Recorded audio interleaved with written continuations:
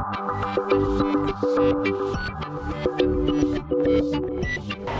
and welcome to my PlayHouse, and today I'm gonna be trying out some of the many suggestions I got on how to fix my Lenovo x3650 Model 4. I made that video 5 days ago and it had to be edited and stuff, so I haven't really touched it since. But Wednesday it went up and it just exploded. I've had so many comments on that video and have been trying to reply to everybody just a short little something. But I have gotten a lot of good suggestions, including some that was not as good, like have you tried Control-Alt-Delete? Yep. And there was a lot of suggestions on actually just trying out the emergency UEFI BIOS on here, but I don't think we ever get to this. I think this server dies in the middle of the some IMM checking. It has to check the IMM and then it will continue and boot the OS and do some operating system stuff. But I'm not sure, but I have a long list of things that we can try. So thank you very much to all of you who have tried to contribute to me fixing my my newest and most awesome server. Including this, I was actually looking at what if I was gonna get a new system board, which is really a drag because the system board for this server, it's not that old, so the system board is very expensive. I found some for around 600 euros, which is a bit more than $600, and I could see that in the US I could get some for $400 ish without shipping. So it's a fair amount of money. So to all the comments that just said dead motherboard, replace, yikes. Yeah, I hope not. I hope we can fix this, but well, the very last option on the list is trying to bake the motherboard in the oven. And well, if it's not gonna work at all on any of the other stuff that we're gonna try, we might as well try and bake it. That's probably not gonna be this video though, because I'm still waiting for some other people to get back to me. I posted Lenovo in their forum today, asked if they had any suggestions, and also posted a link to this video so they could see, not this video, the one I did last time, yeah, the previous video, so they could see what I have tried and what I did. And yeah, haven't heard back from that yet, but well, if anything good comes out of it, you'll be the first to hear it, or maybe I will know it before you.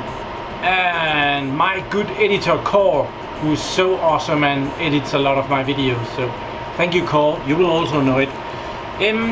So what have been suggested here? The first thing that was suggested was power supply. I think I got about 50 comments about that I should try with different power supplies, just one power supply, swapping them around. I did actually swap the power supplies around, but I did not try with one power supply, and the thought was that one of the power supplies was bad and was pulling the other power supply down. And I don't see how this should be possible, but well, heck, I'm willing to try that too. So I think we should start there. We'll test out the power supply theory and go from there. So the power supplies are of course here, and let's just pop them out, shall we? To pop up the power supplies you have to remove the cables first, and then the power supplies comes out. There's not a lot of room there. There is like a mechanism that when the cable is in the power supply, you're not able to press this in to release the power supply. That's a good little trick to know, otherwise you could get into a bit of problems there. So these are both 500 watts, 550 watt power supplies, and if one of them was bad, well, I would have to test one and then test another one. Instead of that, I think we will just test this power supply. That's a 900 watt power supply. It should be able to power the server without a glitch, and it has just been sitting on the shell waiting for a body, because when you are using these power supplies, you have to put them in as a pair. I can't put in a 900 watts and a 550 watt power supply. You have to have two, and they have to be alike. And I only have one of these 900 watts. So let's put that one in. Yep, let's get one. In, and we'll put some power on that one. And we'll turn on power. And the server turns on all by itself.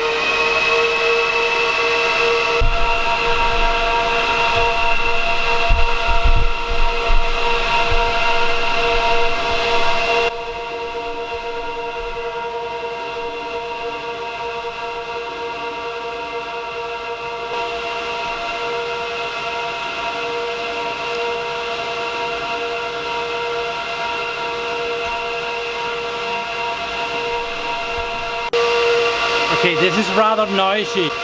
The next suggestion was that I should be able to force the IMM into some kind of recovery mode by resetting this button 3 times with 10 seconds in between. So, well, we'll try that. So, 1, 2, 3, 1, 2, 3, 4, 5, 6, 7, 8, 9, 10. 1, 2, 3, 4, 5, 6, 7, 8, 9, 10. 1, 2, 3, 4, 5, 6, 7, 8, 9, 10. I think that was 3 times. The server has reached over here. That is now initializing the memory. Did I mention how loud this is? A server like this, when it has no access to the IMM, and the IMM is in control of making sure that the server is okay. So when the IMM is not responding, the server goes into some kind of protective mode, which means that it blows the fan full speed because it does not know what the temperature is. The IMM is not there to tell it what the temperature is. So instead of holding, it goes wild on the fans, and well, it's noisy as heck. But to try this, maybe now that I've reset it 3 times, that the server needs to be rebooted. So I was going to try and disconnect power and connect power again. Just give it good 10 seconds here. There, I can very well let you wait 10 seconds, but I'll have to use 10 seconds. Okay, let's see what it does. It probably boots by itself in just a little bit. It's been 5 minutes, and well, it's still here and still noisy. So I think we can scratch that. That also did not work. Then the next option is to remove the power and remove the little CMOS battery for at least 10 seconds. I think we can do better than 10 seconds. I have all the time in the world, it seems. So the little CMOS battery is located down there. It's kind of hard to see, so we'll just pop this one out as well. And we will pop this little CMOS battery out. I did exchange it in the last video. This was the original one. I put that one in instead. This is an original Panasonic, and this is absolutely no name. More than it's a cheap ass brand. Yeah, we will give it a good minute at least. I'll go and get a snack or something, and you can watch the grass. I'll cut in and get right back to you. Okay, some 10-15 minutes has passed, and I thought while we have it unplugged, I'm gonna try and press the power on button, so that if anything is still charged here, like we could just pop out the power supply if there is any capacitors in there that might still be. I don't think so. It has been unplugged for 10 minutes, but it's not showing any power whatsoever. So let's put the power supply back in and put the power plug in. I have mounted these switches on here right now because it's a lot easier to just flip the switch but I have to put in some of the stuff before we do that again. So let's pop the battery back in. And there. And this one in.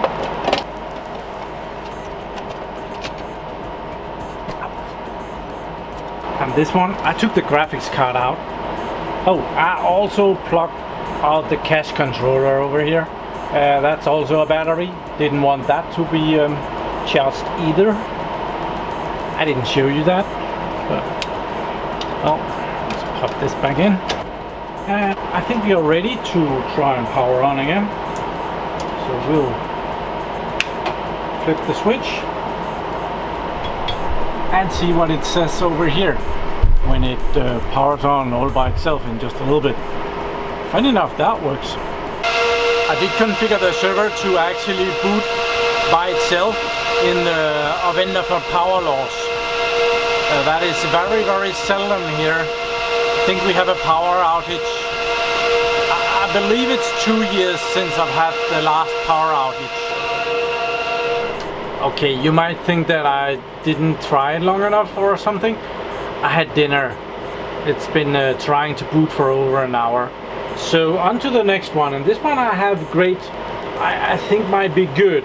On the system board there's a couple of dip switches, and one of them, dip switch number 2, has a pin 1, and that pin says force power provision, override the IMM power on checking process. So this kind of bypasses the IMM and boots the server underneath. So we're gonna try that. I have my hopes up for that one. There are a couple of switches here on the system board. This one should be, according to the documentation, switch number 3. This one, I was not sure which one this was. A bit oddly that this is number 3. Over here is number 6. But after close examination, it actually says switch number 2 just above it. Right up here it says SW2. So this is the one. I have to move pin 1 over to the on position, or actually I just have to move it into the different position as it is right now. So I have turned off the server. Yeah, we might as well get that done. It says very clearly in the manual that you are supposed to be a trained technician. I am lacking that, but now it's shifted. And what this should do is, I'm hoping that we'll pass right over the IMM and the server will boot without the IMM, and hopefully we can get into some kind of something where we can actually firmware update the IMM and have that working again. Okay, I'm having my hopes up for this one. So power on, and I have a USB key ready here that will firm date everything if we get any kind of response here. Can we have some finger crossing here?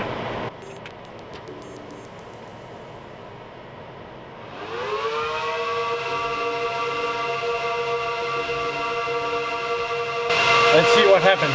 I gave it 10 minutes and turned it off again. There was no change. I got to that it was initializing the memory, which takes about 10 minutes for it to get there, and then I turned it off, and I'm actually gonna try and turn it on again and give it another 10 minutes because I had high hopes for that little jumper. So I'll give it another 10 minutes and let's see what happens. My hopes are way down now. Okay, this next one I have already tried. I didn't show it in my last video, but down here is the UEFI backup BIOS, and by pulling this little jumper from this position over to this position, I should be using the server's backup version of the BIOS, which should be an older version because I don't remember having upgraded that. Just never got around to it. So move that over and we're gonna try and turn it on again. Exciting stuff. Have some chips. Okay, that did nothing for us this time either. Where is it? It's that one. Back to the original position. Underneath here is the clear the CMOS one, so we're gonna go for that one as well. So pull this out. Oh, this has been in and out and in and out and in and out. And right down here, there, it says clear CMOS. So we're gonna do that as well. And it's on the normal position, so we're gonna move it to the clear CMOS position. Cool. And that will be up in a little bit. I'm expecting this to start making noises.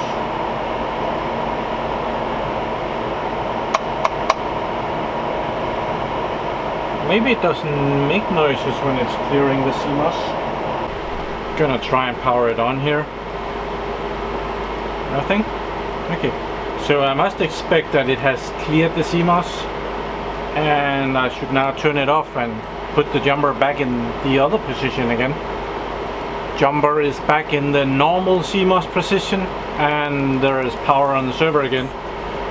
And I'm just waiting for this to yeah. Here we go. We'll give it a little bit again.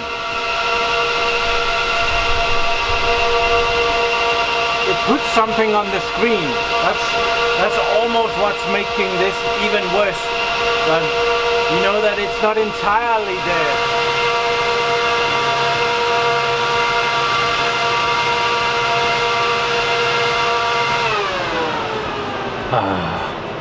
That didn't work either.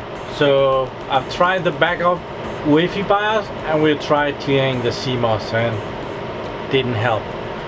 But something wonderful has happened in the meantime. I had posted on Lenovo's forum for enterprise server equipment my problems and a link to the video that I did last. And in the meanwhile, I've been upgraded to the proud rank of paper tape. Thank you. Yeah, what to try next? The next weird thing was someone suggested that I should try and take out all the fans. I have no idea why, but well, I don't think it can hurt any. So we're gonna try that. When we have a dead system board, we might as well fry the CPUs as well. Hope not.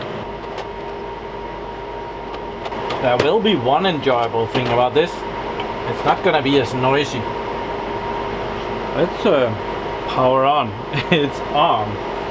So yeah, and it's actually doing something on the monitor. Can we see that? Can't see that. But I don't like the idea of running it very long. Just checking the heatsink. It doesn't feel like the CPUs are doing anything. But, oh, it's so nice and quiet though. I'll give it a little bit and get back to you. I can feel the CPUs heating up now, so I'm gonna turn it off again because it didn't get very far, and I don't dare to have it on too long. There's no reason to ruin the CPUs as well. So that was a no-go. I'll scratch that as well. That was from Gamer8439. Sorry, that didn't work either. So the next suggestions, I've kind of put them together in what could be done at the same time. And the next suggestions are all stuff where the system board has to go out of the system. And the first one is just looking at the system board and see if anything is missing. And there is one about checking out all the capacitors, if they have popped or anything stupid like that. So we'll try and take the system board out again. I did that in the last video as well, but well, it seems pretty dead. I have no idea what I'm looking for, but well, could just be looking.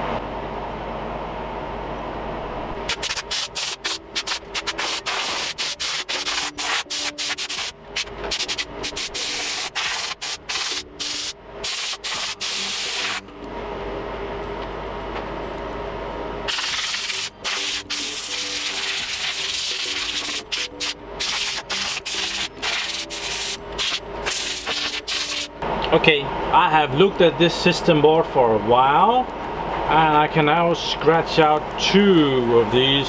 Actually, I just scratched out the wrong one. There is no caps that looks anything bad. The next request or suggestion was to wrap it in silver paper, this thing. The idea is that if any of these, if some of the capacitors is holding power and putting some kind of a wrong signal on something, well, it should be shorted out by the silver paper. And it's absolutely a long shot, but I don't think I can do it on the top, but I think I can short out a lot of stuff on the back here. Let's just try that.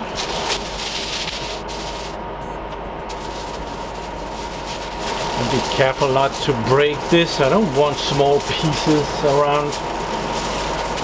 I have no idea what I'm doing here, but well.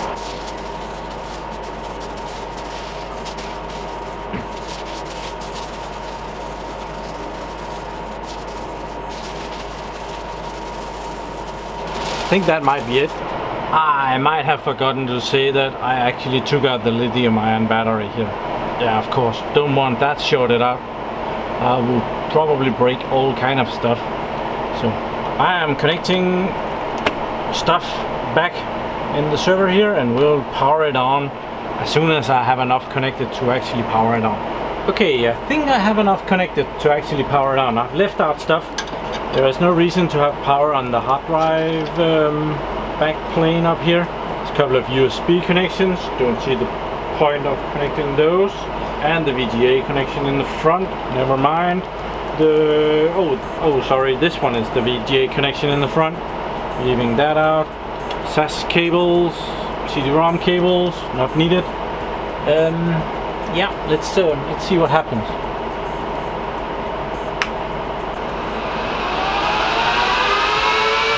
Well, it's not dead, more than before at least. Okay, it's not working. This is probably another unhappy end, because it's just as dead as when we started. I have no idea what it's doing. If you are thinking that I should try with just one CPU and not all that RAM, well, I did that in the last video. It made no difference whatsoever. It seems that I'm in the market for a new Lenovo x3650 Model 4. If anyone is out there that is in the market for selling, I'm in the market for buying one. I'm gonna ask, you might have seen the video where I visit the computer broker Nordic Computer, and I have noted the serial number and the model number and asked what a replacement system board will cost, but I'm not keeping my hopes up on that one, because in many cases it will be cheaper for me to just get another x3650 Model 4 on an auction on eBay or something like that, or if someone awesome out there has one that they want to sell to me really cheap. I'm gonna give it a couple of days and see if anyone on the Lenovo forum comes back with something brilliant, but I do believe that I'm running out of options on this one. Yeah, then maybe I might bake the system board. Yeah. Thank you very much for watching my videos. Do subscribe to my channel so that you can see me again on the baking channel. Have a nice day. Bye bye.